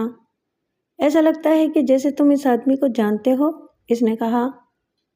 اس کی طرح کے چند ہی آدمی ہوں گے جنہیں میں نہ جانتا ہوں، ہرمین نے جواب دیا۔ میں نے ایک مرتبہ اس سے کام لیا تھا مگر نتیجہ تباہ کن ثابت ہوا۔ وہ بہت چالاک، مکار اور خطرناک ہے، ایسا آدمی جس پر میں کبھی اعتبار نہیں کر سکتا۔ ڈورے کا کہنا تھا کہ صرف وہی ان 3 فلموں کو حاصل کر سکتا ہے۔ ہاں، یہ بات تو درست ہو سکتی ہے، اگر کوئی جلینڈ کو کافی معاوضہ دے تو وہ کام ضرور پورا کرتا ہے۔ وہ فلموں کو بھی تلاش کر سکتا ہے اور تمہاری بیٹی کو بھی، مگر اس کے بعد کیا ہوگا؟ شرمن نے ایک بار پھر اضطراب سے پہلو بدلا۔ میں فلمیں ضائع کر دوں گا اور اپنی بیٹی کو کنٹرول میں رکھوں گا۔ رکھ سکو گے؟ اس کی عمر کتنی ہے؟ 24 سال۔ تو اسے کس طرح قابو میں رکھو گے؟ میں اسے سمجھانے کی کوشش کروں گا۔ تم اپنی بیٹی کے بارے میں کیا جانتے ہو؟ ہرمین نے سوال کیا۔ شرمین دوسری طرف دیکھنے لگا، پھر آہستہ سے بولا، وہ ہمیشہ ہمارے لیے صبر آزما رہی ہے، ضدی اور باغی۔ مجھے اعتراف ہے کہ میں اس کے متعلق زیادہ نہیں جانتا، میں نے اسے 3 سال سے نہیں دیکھا ہے۔ میں وہ بھی جانتا ہوں، ہرمین نے کہا، میں اس کی نگرانی کرواتا رہا ہوں کیونکہ وہ بھی میری سرمایہ کاری کا ایک حصہ ہے۔ اس کے بارے میں تمہارے جذبات کیا ہیں؟ میں یہ نہیں کہہ سکتا کہ میں اس کے لیے کچھ زیادہ اچھے جذبات رکھتا ہوں، شرمن نے جواب دیا۔ وہ میرے طرز زندگی میں کہیں فٹ نہیں ہوتی۔ وائٹ ہاؤس میں اسے اپنے ساتھ رکھنا ناممکن ہوگا، انتہائی ناممکن۔ کچھ دیر خاموشی رہی، پھر ہرمن خطرناک حد تک سنجیدہ آواز میں بولا، فرض کرو اسے کوئی بدقسمت حادثہ پیش آ جائے اور تم اسے گم کر دو، تو کیا تمہیں کچھ پرواہ ہوگی؟ میں سمجھا نہیں۔ شرمن نے غور سے ہرمن کو دیکھا۔ تم وقت ضائع کر رہے ہو، ہرمن نے ناگواری سے کہا۔ میں نے جو کہا وہ تم سن چکے ہو۔ اگر تم اسے دوبارہ کبھی نہ دیکھ سکو تو کیا تمہیں کچھ پرواہ ہوگی؟ بہت آسان سی بات پوچھی ہے میں نے۔ نہیں، شرمن نے آہستہ سے نفی میں سر ہلایا۔ اس کے برعکس اگر مجھے یقین ہو جائے کہ اب وہ کبھی مجھے دوبارہ نظر نہیں آئے گی تو میں اطمینان کی سانس لوں گا۔ لیکن اس پر بات کیوں کی جائے؟ وہ اپنی تمام شرانگیزیوں کے ساتھ موجود ہے اور یہ حقیقت تسلیم کرنا ہوگی۔ کچھ ضروری نہیں، ہرمین نے کہا، تمہاری بیٹی جب تک وہ زندہ ہے مستقل تمہارے لیے بجائے ندامت بنی رہے گی۔ فرض کرو جلینڈ وہ فلمیں حاصل کرنے میں کامیاب ہو جاتا ہے تو اسے کیا فائدہ ہوگا؟ وہ دوسری فلمیں بنوا سکتی ہے، دوسرے اسکینڈل کھڑے کر سکتی ہے۔ حقیقت یہ ہے کہ وہ تم سے اور تمہارے طرز زندگی سے اسی طرح نفرت کرتی ہے جس طرح تم اس سے اور اس کے انداز زندگی سے۔ میں نے اس کے بارے میں تحقیقات کرائی تھی۔ وہ اس احمقانہ تنظیم میں جس کا نام بین بور ہے اس سے منسلک ہے۔ اس تنظیم کے لیڈر روز نالڈ کے ساتھ رہتی اور گھومتی پھرتی ہے۔ اس نے اور روز نالڈ نے طے کر لیا ہے کہ تمہیں امریکہ کا صدر نہ بننے دیا جائے۔ روز نالڈ نے اس وجہ سے کہ اسے تم سے سماجی اختلاف ہے، اور تمہاری بیٹی نے اس لیے کہ تم نے باپ کی حیثیت میں اسے نظر انداز کیا، اور جو سلوک تم نے اس کے ساتھ روا رکھا وہ اس کا انتقام لینا چاہتی ہے، اور اب اس نے اپنے نزدیک تمہیں مجبور کر دیا ہے۔ یہ وجہ تھی جس کے باعث تمہیں اپنی یہ پرابلم لے کر میرے پاس آنا چاہیے تھا۔ ڈورے ممکن ہے تمہاری بیٹی کو تلاش کر لے مگر وہ اسے خاموش نہیں کر سکتا، میں کر سکتا ہوں۔ میں اس طرح کی باتیں سن نہیں سکتا۔ شرمن کو محسوس ہوا جیسے اس کا جسم پسینے میں بھیگ رہا ہے۔ یقیناً تمہارا وہ مطلب نہیں ہوگا جو تمہاری باتوں سے ظاہر ہو رہا ہے۔ تو پھر اس پرابلم کا کوئی دوسرا حل کیا ہے؟ ہرمین بولا، کوئی ایک بھی حل ہو تو بتاؤ۔ مان لیا جلینڈ تمہاری بیٹی اور ان فلموں کو تمہارے حوالے کر دے گا، پھر اس کے بعد؟ شرمین کے پاس اس سوال کا کوئی جواب نہیں تھا۔ وہ خاموش سر جھکائے بیٹھا رہا۔ کیا تم ایک بد کردار اور گمراہ لڑکی کو اپنے اور وائٹ ہاؤس کے درمیان آنے دو گے؟ ہرمین نے اپنی بات جاری رکھی۔ ماضی میں تم نے اس سے جو سلوک کیا ہے اس کی وجہ سے وہ ہر ممکن طریقے سے تمہیں صدر بننے سے روکے گی، اور اگر اسے اجازت دی گئی تو وہ ایسا کر بھی سکتی ہے۔ ان فلموں کی کوئی حیثیت نہیں، انہیں حاصل کر کے ضائع کیا جا سکتا ہے، لیکن اصل میں جسے ختم کرنے کی ضرورت ہے وہ لڑکی ہے۔ باہر لاؤڈ اسپیکر پر اعلان کیا گیا، کہ فلائٹ نمبر 025 کے مسافر اب گیٹ نمبر 10 جا سکتے ہیں۔ شرمین جلدی سے اٹھا، مجھے جانا ہوگا، اس نے ہرمین کی طرف دیکھتے ہوئے کہا اور پھر منہ پھیر کر بولا، مجھے یقین ہے کہ میں اس معاملے کو تمہارے ہاتھوں میں چھوڑ سکتا ہوں۔ مگر ہرمین اتنی آسانی سے پیچھا چھوڑنے والا نہیں تھا، وہ دو ٹوک جواب سننا چاہتا تھا۔ میں اپنی روانگی ملتوی کر رہا ہوں، اس نے کہا، 4 پنچم ہوٹل میں ٹھہروں گا۔ جب تم گھر پہنچو تو ڈورے کو فون کر کے معلوم کرنا کہ حالات کیا ہیں، پھر مجھے فون کرنا، سمجھ گئے؟ شرمین نے اسبات میں سر ہلایا اور دروازے کی طرف چلا۔ 1 منٹ، ہرمین نے آواز دی، تو میں یہ سمجھوں کہ میں تمہاری بیٹی کو راستے سے ہٹانے کا انتظام کر سکتا ہوں؟ شرمین نے رومال سے اپنے چہرے کا پسینہ خشک کیا اور بولا، مجھے میری سے بات کرنا ہوگی، لیکن اگر تم سمجھتے ہو کہ اس کے علاوہ کوئی دوسرا چارہ نہیں ہے تو میں اسے تم پر چھوڑتا ہوں، گلین ہمیشہ۔ وہ کہتے کہتے رک گیا، اب مجھے چلنا چاہیے۔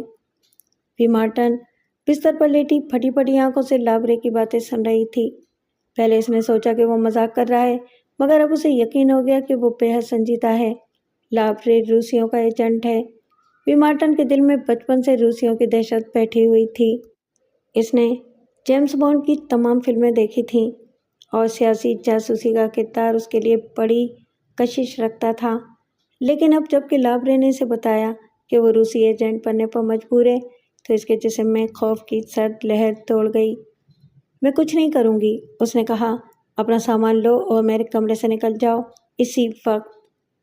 بکواس بند کرو، لابرے نے تیزی سے کہا، تمہیں وہی کرنا ہوگا جو میں کہوں گا، اور اس کے لیے تم خود ذمہ دار ہوگی، کیونکہ تم جرلینڈ پر نہ مرتی تو اس جھگڑے میں نہ پھنستی۔ وہ بھی میری طرح ایک ایجنٹ ہے۔ تم آج رات اس سے ملو گی، ہم جاننا چاہتے ہیں کہ وہ کس چکر میں ہیں، اور یہ بات تم معلوم کرو گی۔ تب پھر میں اس سے نہیں ملوں گی۔ اگر وہ ایجنٹ ہے تو میرا اس سے بھی کوئی واسطہ نہیں۔ تم اپنا سامان اٹھاؤ اور چلے جاؤ۔ میرے باس نے فیصلہ کیا ہے کہ تم ہمارے لیے کام کرو گی، ورنہ کیا؟ وی مارٹن کی آواز کانپ رہی تھی۔ ان کے پاس ایک خاص ترکیب ہے جسے ان عورتوں پر آزمایا جاتا ہے جو تعاون کرنے سے انکار کر دیتی ہیں۔ تم بھاگ بھی نہیں سکتی، جہاں جاؤ گی تلاش کر لیں گے وہ۔ عموماً وہ 2 کام کرتے ہیں۔ مثال کے طور پر تم کسی سڑک پر جا رہی ہو، اچانک کوئی آدمی نمودار ہوگا، اس کے پاس تیزاب سے بھری اسپرے گن ہوگی، تیزاب تمہارے چہرے پر چھڑکا جائے گا اور تمہارے چہرے سے کھال اور گوشت اس طرح گل گل کر گرے گا جیسے تم سنترے کے چھلکے الگ کرتی ہو۔ دوسرا طریقہ یہ ہے کہ وہ تمہیں پکڑ کر کار میں ڈالیں اور کسی مکان میں لے جائیں جہاں تمہارے ساتھ مختلف حرکتیں کی جائیں۔ اب مجھے معلوم نہیں کہ وہ کیا کرتے ہیں، کیونکہ کبھی میں نے پوچھنے کی ضرورت نہیں سمجھی، مگر اس سلوک کے بعد لڑکیاں کبھی ٹھیک طرح چل نہیں سکتی۔ میں نے سنا ہے کہ لڑکیاں اس سلوک کے مقابلے میں تیزاب کو ترجیح دیتی ہیں۔ میں یقین نہیں کر سکتی۔ پی مارٹن کانپ گئی۔ تم مجھے خوفزدہ کرنے کی کوشش کر رہے ہو؟ میں تمہیں خوفزدہ نہیں کر رہا ہوں۔ لابرے کھڑا ہو گیا۔ مجھے تمہاری حالت پر افسوس ہے۔ تم نے ایک کانٹا نگل لیا ہے جو اب باہر نہیں آ سکتا۔ تم ریسٹورانٹ جاؤ گی اور جرلینڈ سے ملو گی، معلوم کرو گی کہ وہ کیا کرنا چاہتا ہے۔ اگر نہیں معلوم کر سکی تو تمہارے ساتھ وہی کچھ ہوگا جو میں بتا چکا ہوں۔ اب کوئی تمہیں نہیں بچا سکتا۔ لابرے کمرے سے نکل کر تیزی سے سیڑھیاں طے کرنے لگا۔ جرلینڈ نے آہستہ سے لیوس کے آفس کا دروازہ کھولا۔ لیوس اس وقت ڈورے کے آفس میں جانے والی تھی۔ تم پھر آ گئے، اس نے کچھ مسکراتے ہوئے کہا اور دروازہ کھلا چھوڑ کر ڈورے کے آفس میں قدم رکھا۔ جرلینڈ آیا ہے سر، اسے اندر بھیج دو، ڈورے نے جواب دیا۔ جرلینڈ نے آفس میں داخل ہوتے ہوئے لیوس سے کہا اور بولا، کیا میرا ایک کام کرو گی؟ ذرا گارمچ میں ایس آف ہوٹل سے فون پر بات کرا دو۔ لیوس نے ڈورے کی طرف دیکھا جس نے اسبات میں سر ہلا دیا۔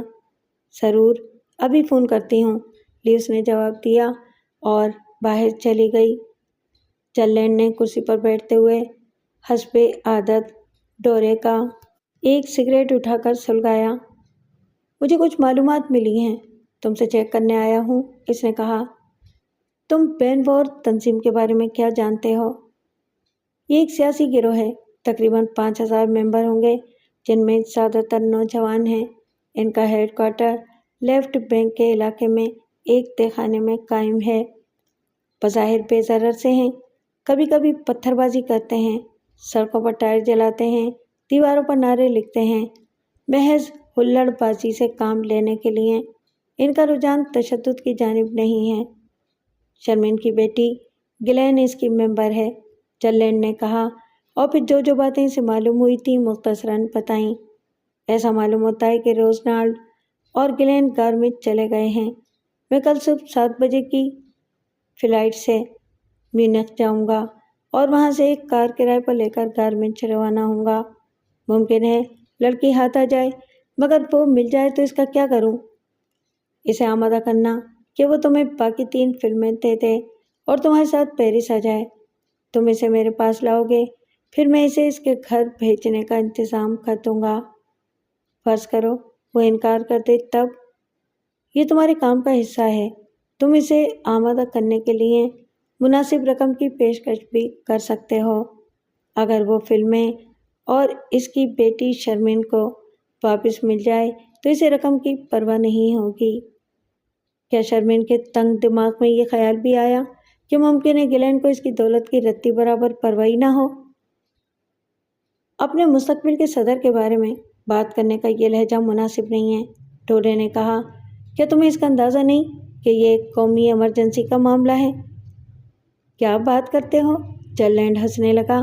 یہ شرمین کی ایمرجنسی ہے۔ امریکی قوم بآسانی دوسرا صدر تلاش کر لے گی۔ فرض کرو گلین کو رقم سے دلچسپی نہ ہو۔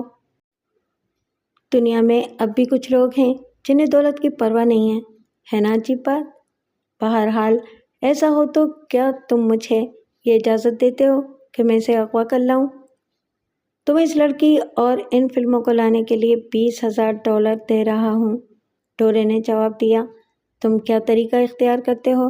اسے مجھے کوئی غرض نہیں، بس انہیں لے آؤ۔ دروازے پر دستک دی گئی۔ لیوس نے جھانک کر دیکھا۔ ایس ہوف ہوٹل لائن پر موجود ہے، اس نے بتایا۔ چلینڈ نے ٹورے کی میز پر رکھے فون کا ریسیور اٹھا لیا۔ استقبالیہ کاؤنٹر سے بات کراؤ، اس نے ریسیور میں کہا اور چند سیکنڈ کے بعد بولا، کیا مسٹر روزنالڈ تمہارے ہوٹل میں ٹھہرے ہوئے ہیں؟ نہیں شکریہ، میں صرف یہ جاننا چاہتا تھا کہ وہ ابھی ہوٹل میں ہی قیام پذیر ہیں۔ کیا تم کل کے لیے میرے لیے ایک کمرہ ریزرو کر سکتے ہو؟ کم سے کم 3-4 دن کے لیے۔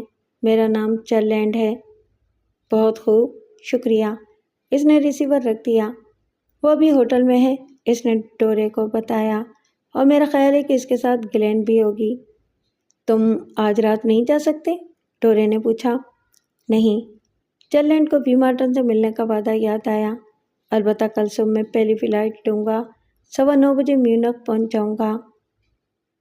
کمپنی سے ایک کار کرائے پر لے کر 11:30 بجے تک گارمنچ پہنچ جاؤں گا۔ اپنی سیکرٹری سے کہہ کر میرے لیے 7:50 کی فلائٹ پر ایک سیٹ بک کروا دو۔ ضرور، ٹورے نے جواب دیا۔ مجھے اطلاع دیتے رہنا اور ذرا محتاط رہنا۔ ہاں، ایک بات اور، آج کل ملک پیرس میں ہے۔ اچھا؟ چلینڈ کو حیرت ہوئی۔ میرا خیال تھا کہ وہ ماسکو میں ہوگا۔ وہ پیرس میں ہے، مگر غالباً کسی کونے میں کھڑا کر دیا گیا ہوگا، ٹورے بولا۔ لیکن اگر کووسکی شرمین کے لیے واقعی مشکلات کھڑی کرنا چاہے گا تو ملک کو اس کے پیچھے لگا دے گا۔ ایسا ہوا تو میری مشکلات بھی بڑھ جائیں گی۔ چلینڈ کھڑا ہو گیا۔ تو پھر اب میں چلتا ہوں۔ چلینڈ نے ٹیکسی پکڑی اور سلیٹ کے اسٹوڈیو پہنچا۔ اس نے جو 2 گارڈ سلیٹ کی حفاظت کے لیے متعین کر دیے تھے وہ اپنی ڈیوٹی دے رہے تھے۔ وہاں سے اپنی کار لی اور اپنے اپارٹمنٹ واپس چل دیا۔ گھر پہنچ کر چیز گارڈن ریسٹوران میں رات کے لیے میز ریزرو کروائی، سفر کے لیے سامان پیک کیا اور کچھ دیر آرام کرنے لیٹ گیا۔ 9 بجنے میں چند منٹ باقی تھے کہ وہ چیز گارڈن ریسٹوران پہنچ گیا۔ اپنی میز پر بیٹھ رہا تھا کہ وی مارٹن بھی آ گئی اور اس کے چہرے پر ایک نظر ڈالتے ہی چلینڈ کو اندازہ ہو گیا کہ کوئی نہ کوئی بات ضرور ہے۔ اس کی گھبرائی ہوئی حرکات چہرے کی اڑی ہوئی رنگت، ڈیری کی مسکراہٹ بہت کچھ بتا رہی تھی۔ چرلینڈ کو شبہ ہوا کہ وہ نشے کی گولیاں کھا کر آئی ہے۔ وہ کافی مایوس ہوا۔ اب بھی مارٹن میں کوئی ایسی بات محسوس ہو رہی تھی جس نے اس کی دلکشی کو بہت کم کر دیا تھا۔ مزید بوریت اس وقت ہوئی جب بھی مارٹن نے بتایا کہ اسے بھوک نہیں ہے۔ مجبوراً اسے بہت ہلکی قسم کے کھانے کا آرڈر دینا پڑا۔ کھانا بڑی بے کیفی کے عالم میں کھایا گیا۔ گفتگو بھی زیادہ نہیں ہوئی۔ بھی مارٹن کو اچانک احساس ہوا کہ اس طرح تو وہ چرلینڈ سے کچھ بھی معلوم نہیں کر سکے گی۔ اس نے خود کو سنبھالا اور باتیں کرنے کی کوشش کی۔ چرلینڈ سے اس کے بارے میں سوالات کیے۔ چرلینڈ بے دلی سے جواب دیتا رہا۔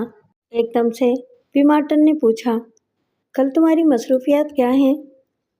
میں کل اس وقت گارمیج میں ہوں گا، چرلینڈ نے جواب دیا۔ وہاں ایک چھوٹا سا سودا کرنا ہے۔ کس قسم کا سودا؟ وہ بس ایک کام تھا۔ اور تم کل کیا کر رہی ہو؟ مجھے کل سلیٹ کے اسٹوڈیو میں ماڈلنگ کرنا ہے۔ بھی مارٹن نے اپنا حوصلہ باہر رکھنے کے لیے نشے کی جو گولیاں کھائی تھیں ان کی وجہ سے اس کی طبیعت بگڑتی محسوس ہو رہی تھی۔ اس نے بہرحال یہ معلوم کر لیا تھا کہ چرلینڈ کل گارمیج جا رہا ہے۔ شاید لابرے کو اسی قسم کی معلومات کی ضرورت ہو۔ کم سے کم اس کے پاس لابرے کو بتانے کے لیے کچھ تو ہے۔ اچانک وہ اپنی بگڑتی کیفیت سے گھبرا کر کھڑی ہو گئی۔ مجھے افسوس ہے، میری طبیعت ٹھیک معلوم نہیں ہوتی۔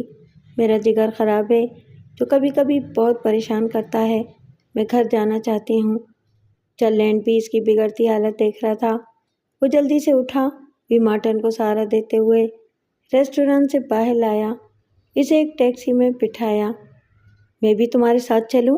اس نے پوچھا۔ نہیں شکریہ، میں اکیلی جانا چاہتی ہوں۔ بھی مارٹن برداشت کی آخری حد پر آ گئی تھی۔ خدا کے لیے مجھے تنہا چھوڑ دو، اس نے ڈرائیور کو چلنے کے لیے کہا اور ٹیکسی آگے بڑھ گئی۔ چرلینڈ کو اپنی شام برباد ہونے کا افسوس تھا، مگر وہ کسی بھی مایوسی کو زیادہ دیر خود پر حاوی رکھنے کا قائل نہیں تھا۔ وہ ریسٹورانٹ میں واپس آ گیا، اطمینان سے کھانا کھایا، بل ادا کیا اور ریسٹورانٹ سے باہر آ گیا۔ ابھی صرف 9:50 ہوئے تھے۔ اس کی سمجھ میں نہیں آ رہا تھا کہ ابھی سے گھر لوٹ جائے یا پوکر کلب جا کر تاش کھیلے، مگر اسے صبح جلدی اٹھنا تھا اور پوکر گیم میں آدمی پھنس جائے تو وقت گزرنے کا احساس ہی نہیں رہتا۔ وہ گھر جانے کے ارادے سے آگے بڑھا ہی تھا کہ اچانک اس کی نظر ایک حسین لڑکے پہ پڑی جو مخالف فٹ پاتھ پر اٹھلاتی چلی جا رہی تھی۔ چرلینڈ ایک دم خوش ہو گیا۔ جب تک ایسی لڑکیاں گرد و پیش میں موجود ہوں، اس نے اپنے آپ سے کہا، تب تک زندگی سے لطف اندوز ہونے کی امید ختم نہیں ہو سکتی۔ اپنے کمرے میں پہنچتے ہی بھی مارٹن کو 2-3 الٹیاں ہوئیں، جس کے بعد اس کی طبیعت نسبتاً بہتر محسوس ہونے لگی۔ اسی وقت لابرے آ گیا۔ تم یہاں کیا کر رہی ہو؟ اس نے چونک کر پوچھا۔ تمہیں تو اس وقت چرلینڈ کے ساتھ ہونا چاہیے تھا۔ میں اسے ملی تھی، مگر میری طبیعت خراب ہو گئی۔ میں نے کئی گولیاں کھا لی تھیں، مجبوراً گھر آنا پڑا، بھی مارٹن نے کمزور آواز میں کہا۔ تو کیا تم کچھ معلوم نہیں کر سکی؟ لابرے نے غصے سے پوچھا۔ اس نے بتایا کہ وہ کل گارمیج جا رہا ہے۔ گارمیج؟ جرمنی؟ تمہیں یقین ہے؟ میں یقین سے کیسے کہہ سکتی ہوں؟ جو اس نے کہا بتا دیا۔ اچھی بات ہے، تم یہیں ٹھہرو، مجھے ایک فون کرنا ہے۔ مگر مجھے بھوک لگی ہے۔ الٹیاں ہونے کے بعد بھی مارٹن کو کھانے کی خواہش ہونے لگی تھی۔ تب پھر میرے ساتھ آؤ، مجھے بھی کھانا کھانا ہے، لابرے نے کہا اور مسکرانے لگا۔ میرا خیال ہے کہ شاید تم کوئی مفیدی بات معلوم کر کے آئی ہو۔ لابرے اسے ایک ریسٹورانٹ میں لے گیا، اسے کہا کہ وہ کھانے کا آرڈر دے، وہ فون کر کے ابھی آتا ہے۔ ریسٹورانٹ کے فون بوتھ سے اس نے روسی سفارتخانے فون کیا اور ملک سے بات کی خواہش ظاہر کی۔ اس وقت 10:30 بجے تھے، مگر ملک اپنے آفس میں موجود تھا۔ وہ جلدی لائن پر آ گیا۔ لابرے نے اسے چرلینڈ کے گارمیج جانے کے بارے میں بتایا۔ صبح کے وقت صرف ایک فلائٹ 7:50 پر میونخ روانہ ہوتی ہے، ملک نے سوچتے ہوئے کہا۔ اگلی فلائٹ دن کے 2 بجے جاتی ہے۔ چرلینڈ پہلی پرواز سے جائے گا، تمہیں اس کے ساتھ جانا ہے۔ معلوم کرنا کہ وہ کہاں ٹھہرے گا۔ ہوشیار رہنا، یہ بہت خطرناک آدمی ہے۔ میں دوسری فلائٹ سے آؤں گا۔ ٹیلنٹ مجھے جانتا ہے، اس لیے میں اس کے ساتھ سفر نہیں کر سکتا۔ میں کارمنچ ریلوے اسٹیشن پر تمہارا انتظار کروں گا، سمجھ گئے؟ جی ہاں۔ وہ لڑکی میرے ساتھ جائے گی، ممکن ہے کہ مفید ثابت ہو۔ ممکن ہے کہ مفید ثابت ہو۔ اسے کہہ دینا کہ وہ 1:15 پر مجھے اولی ایئرپورٹ پر ملے۔ مگر میں اسے پہچانوں گا کیسے؟ وہ نہیں آئے گی، لابرے نے کہا۔ اسے آمادہ کرنا مشکل ہے۔ اسے میرے ساتھ چلنا ہے۔ کیسے؟ یہ تم جانو، ملک نے سخت لہجے میں کہا۔ لابرے کے لیے بحث کرنا خطرناک تھا۔ اس کے بال سنہرے ہیں، لابرے نے جواب دیا۔ مزید میں اسے کہہ دوں گا کہ وہ اخبار پیرس کا ایک پرچہ اپنے پاس نمایاں طور پر رکھے۔ ٹھیک ہے۔ اسے کہنا کہ وہ ہٹس کمپنی کے دفتر کے سامنے مجھ سے ملے، سمجھ گئے؟ لابرے ملک سے بات کر کے واپس لوٹا۔ وی مارٹن نے کھانا منگوا لیا تھا اور اب کھا رہی تھی۔ لارین نے اسے بتایا کہ اسے میونخ جانے والی دوسری پرواز کے وقت اولی ایئرپورٹ پر ملک سے ملنا ہے۔ وہ اس کے ساتھ میونخ جائے گی۔ میں نہیں جاؤں گی، وی مارٹن نے تیزی سے کہا۔ جیسے تمہاری مرضی، لابرے نے بے پرواہی سے جواب دیا۔ نتائج کی ذمہ دار تم خود ہوگی اگر نہیں جاؤ گی تو۔ وہ لوگ انکار سننے کے عادی نہیں ہیں۔ تم نے انکار کیا تو جو سلوک کیا جائے گا وہ میں تمہیں بتا چکا ہوں۔ میں پولیس میں رپورٹ کر دوں گی، وہ مجھے بچا لے گی، وی مارٹن نے بے چارگی سے کہا۔ کیسے؟ 1-2 دن کی بات اور ہے، مگر پولیس مستقل تمہاری حفاظت نہیں کر سکتی، تم بھی سمجھ سکتی ہو۔ اور اس کے بعد یا تو تمہارا چہرہ بھیانک ہو جائے گا یا تمہاری چال۔ میں گھر جا رہی ہوں، وی مارٹن نے ٹھنڈی سانس بھری۔ اب مجھ سے مزید نہیں کھایا جائے گا۔ میری شرمن لمبے قد و قامت اور بہت خوبصورت جسم رکھنے والی عورت تھی۔ اس کی عمر 40-42 کے درمیان تھی۔ وہ ایک مدت سے امریکہ کی فرسٹ لیڈی بننے کا خواب دیکھتی آ رہی تھی۔ بہت ذہین، ہوشیار، مول تول کی ذہنیت رکھنے والی، اپنے اور اپنے شوہر کے لیے اقتدار کی حریص۔ اسے لوگوں کو اپنی باتوں سے مسحور کرنے کا فن آتا تھا۔ شرمن پیرس کے سفر سے واپس آیا تو وہ بڑی بےتابی سے اس کا انتظار کر رہی تھی۔ کیا رہا؟ سب کچھ ٹھیک ہو گیا؟ اس نے شرمن کو دیکھتے ہوئے پوچھا۔ جب میں واپس آ رہا تھا تو میری حفاظت پر متعین FBI کے ایجنٹ مورگن نے مجھے دیکھ لیا، شرمن نے بتایا۔ لیکن وہ کسی سے کہے گا نہیں۔ میں نے اسے اشارتاً بتا دیا ہے کہ ایسا کرنا اس کے حق میں خطرناک ثابت ہو سکتا ہے۔ ویسے اپنی ملازمت اور اپنی جان سبھی کو پیاری ہوتی ہے۔ پیرس میں کیا ہوا یہ میں ابھی بتاتا ہوں۔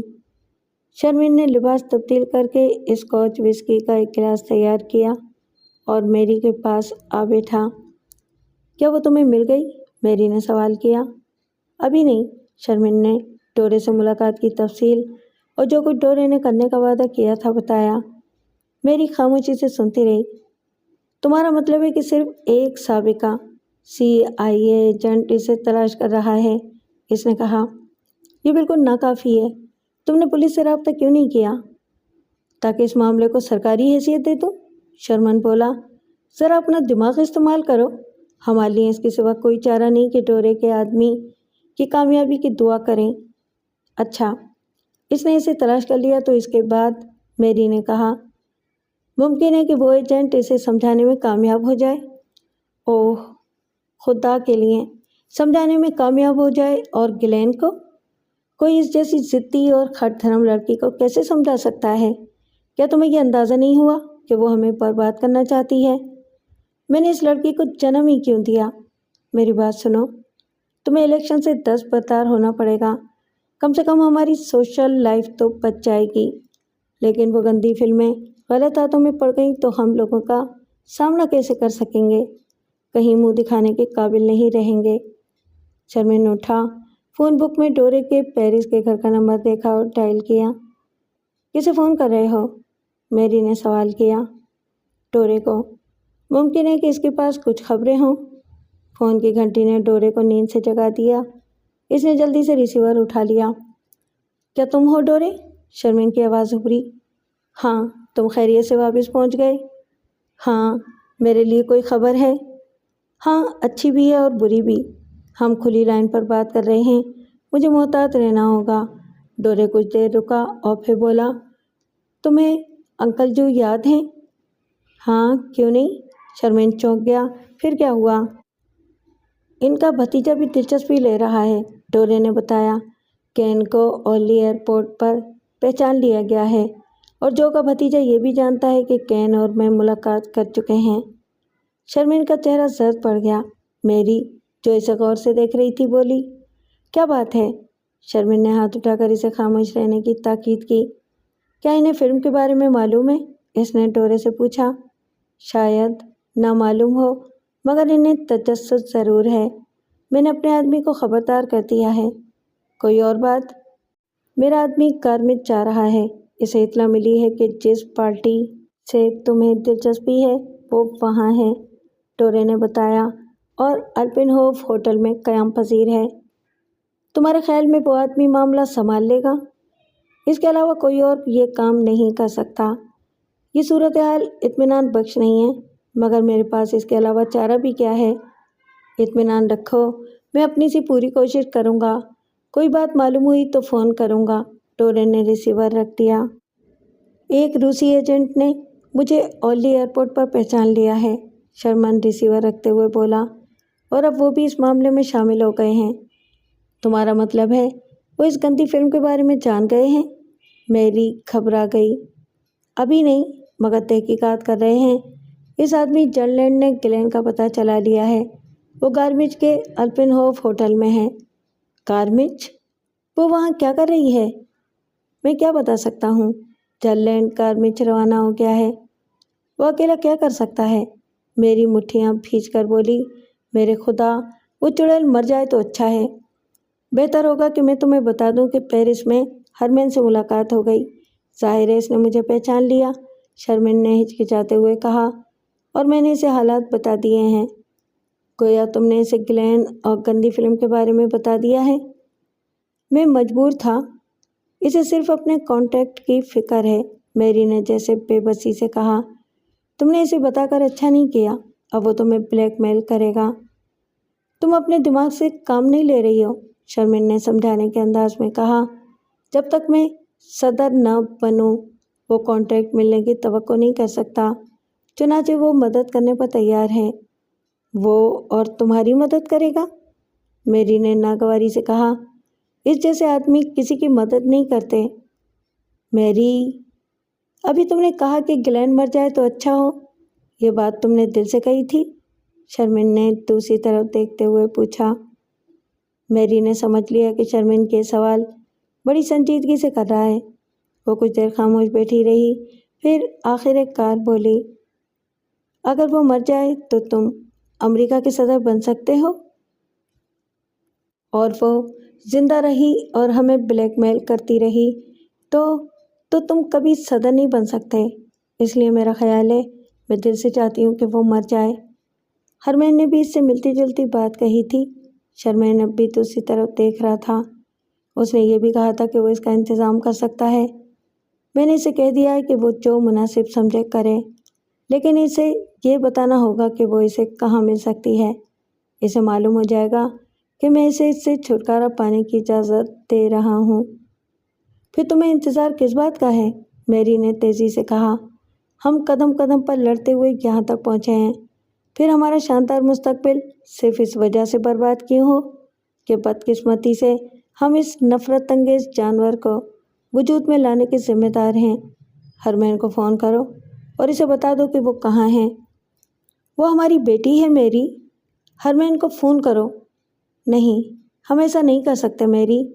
فرض کرو وہ ذلیل لڑکی روسیوں کے ہاتھ آ گئی، تب ہم ایسے جانور کے لیے خود کو بلیک میل کیے جانا گوارا نہیں کر سکتے۔ اسے ختم کرنا ضروری ہے۔ کیوں نہ اس وقت تک انتظار کر لیں جب تک جن لینڈ اسے تلاش کر لے؟ ممکن ہے کہ وہ اسے سمجھانے میں کامیاب ہو جائے۔ شرمین کھڑا ہو گیا۔ میں سونے جا رہا ہوں۔ اچھا ٹھیک ہے۔ میری نے عجیب نگاہوں سے اس کی طرف دیکھا۔ تم نے الپن ہوف ہوٹل گارمچ ہی کہا تھا نا؟ ہاں۔ اور ہرمین کہاں ہے؟ پیرس کے جارج ہوٹل میں، شرمین ہچکچاتے ہوئے بولا۔ مگر تم کیوں پوچھ رہی ہو؟ تم سونے جاؤ، تمہیں آرام کی ضرورت ہے، میری نے کہا۔ بہت تھک گئے ہوگے۔ شرمین ایک بار پھر ہچکچایا اور بیڈ روم کی طرف بڑھ گیا۔ دروازے پر رک کر اس نے میری کی طرف دیکھا۔ میری کی سخت نظریں اس پر کڑی ہوئی تھیں۔ رک کیوں گئے؟ جاتے کیوں نہیں؟ شرمین نے اندر جا کر دروازہ بند کر لیا۔ میری کچھ دیر ساکت و جامد بیٹھی رہی۔ اس کا چہرہ جیسے پتھر سے تراشا ہوا لگ رہا تھا۔ آخر کار اس نے فون کی طرف ہاتھ بڑھایا اور ریسیور اٹھا کر آپریٹر سے کہا کہ وہ پیرس میں جارج پنچم ہوٹل سے اس کا رابطہ کرا دے۔